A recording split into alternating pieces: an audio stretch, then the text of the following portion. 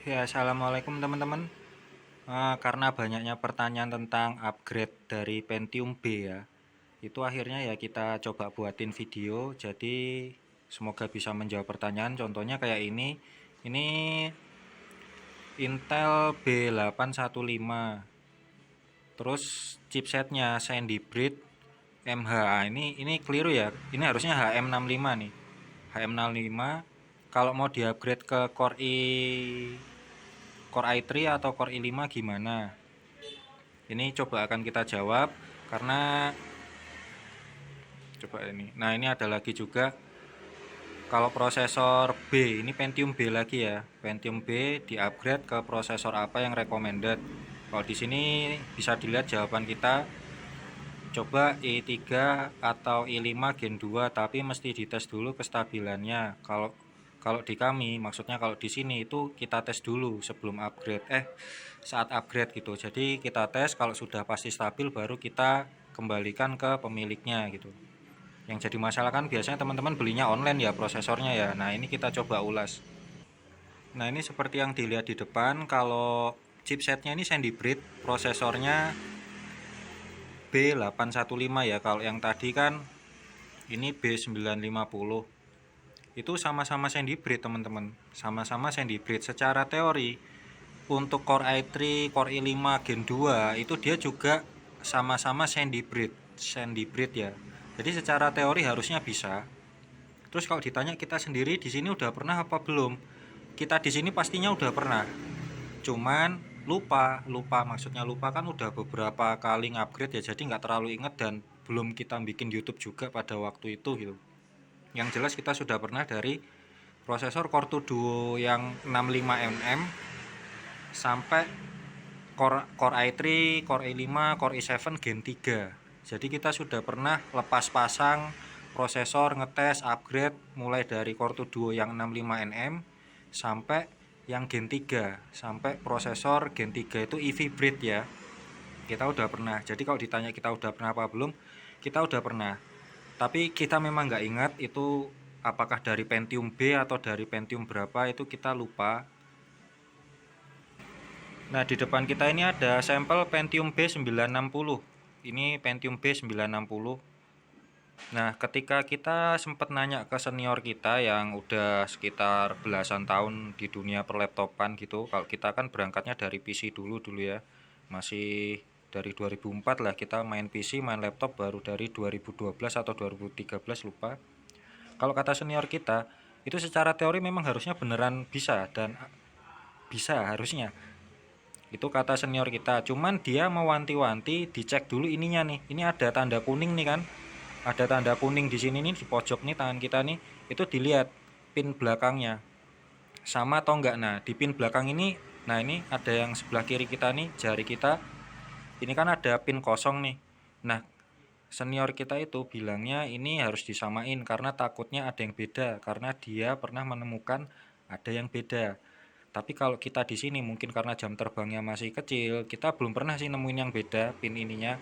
Tapi kalau kata dia, ini pinnya ada yang beda. Jadi ini kan lurus ke kanan, lurus ke sana nih, ke arah sana nih. Katanya ada yang pinnya beda gitu. Nah, kalau pin ininya beda ya nggak bisa katanya. Jadi harus diperhatikan pinnya ini dulu. Nah, selanjutnya kita juga ngecek di forum internasional ya. Kan ada forum internasional untuk upgrade prosesor itu. Nah, di sana di forum itu, forum internasional itu dari berbagai negara, banyak dari semua negara mungkin. Di sana banyak yang mengupgrade dari Pentium B ke Core i3, Core i5 Gen 2, sama-sama Sandy ya, ini tadi ya sama-sama Sandy Bridge. Mereka mengeluhkan atau mereka apa ya, men-sharing informasi bahwa setelah setengah jam laptopnya itu shutting down. Setelah setengah jam laptopnya shutting down. Wah, azan, sebentar ya. Nah, yang tadi ya di forum internasional tentang upgrade prosesor laptop itu mengeluhkan setiap setengah jam atau per setengah jam itu laptopnya shutting down.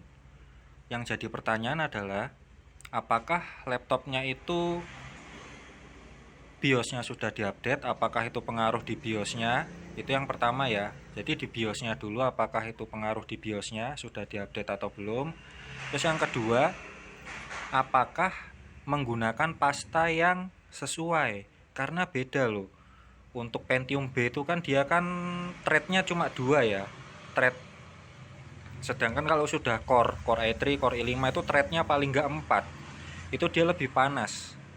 Apakah pastanya sudah menyesuaikan? Karena kan jenis-jenis pasta ada penghantaran panasnya beda-beda ya. Kalau cuma pasta yang murah itu penghantaran panasnya itu agak lambat gitu. Dari prosesor ke heatsink itu agak lambat. Jadi otomatis panasnya akan menumpuk di prosesor. Kalau prosesor terlalu panas, dia akan shutting down. Laptop itu akan shutting down. Itu secara teori ya.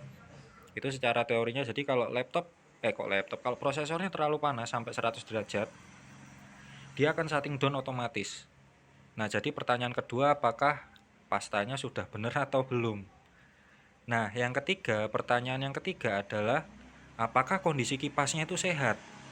Karena kan yang namanya Pentium B itu kan laptop sudah keluaran tahun berapa ya? Apakah kondisi kipas fan-nya itu sehat?